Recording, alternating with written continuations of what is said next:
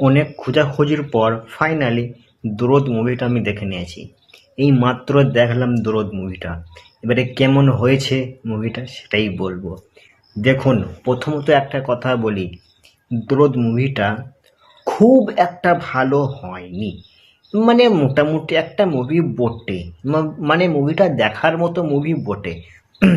এবারে বলি, একটা ছেলে, সাধারণ গ্রাম অঞ্চলের ছেলে, যার বাড়ি বাংলাদেশ, এবার সেখান থেকে সে বেনারসে আসে। ঠিক আছে, বেনারসে এসে একটা মেয়ের সাথে তার আলাপ হয়, মানে তাকে ভালোবেসে ফেলে। এবারে সেই মেয়েটা একটুকু মানে মাথার গোলমাল আছে, সেটা তার বাপ এবং তার পাড়ার প্রতিবেশী সেটা বলে। কেমন গোলমাল, যে একটা সুপারস্টারকে মানে ফিল্মের নায়ককে তাকে সে ভালোবাসে, মানে ফ্যান আর কি, যেটা বলা হয়, সেই মেয়েটা তার ফ্যান। এবারে এই ছেলেটা দুলু মিয়ার নাম, মানে শাকিব খানের দুলু মিয়া নাম। এবারে এই দুলু মিয়া এই মেয়েটাকে কিন্তু ভালোবেসে ফেলবে এবং বিয়েও করবে, কিন্তু এতটাই মেয়েটা সাইকো যে একে কিন্তু শাকিব খানকে ভালোবাসে না। মানে তার স্বপ্নের হিরো সরফরাজ খানকে ভালোবাসে। এইটাই হচ্ছে মেন গল্প।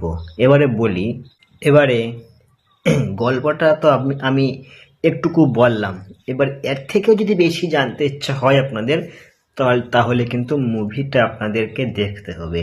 এরপরের গল্পটা কিভাবে সাকিব খান মানে এত চেষ্টা করার পরে কিভাবে তার বউ তাকে ভালোবাসবে এই উপায়টা বের করবে, মানে প্রচুর বিষয় আছে মুভিটার মধ্যে। যাই হোক, মুভিটা যদি আমাকে বলেন কেমন হয়েছে মুভিটা, দেখুন মুভিটা একটা মানে মোটামুটি একটা মুভি বটে, মানে দেখার মতো একটা মুভি বটে।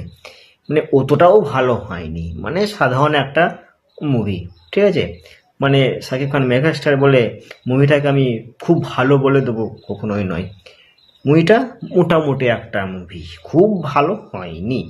ঠিক আছে, মানে দেখতে পারেন আর কি, এরকম মুভি মানে দেখা যাবে আর কি মুভিটা, বুঝতে পেরেছেন, এরকম মুভি।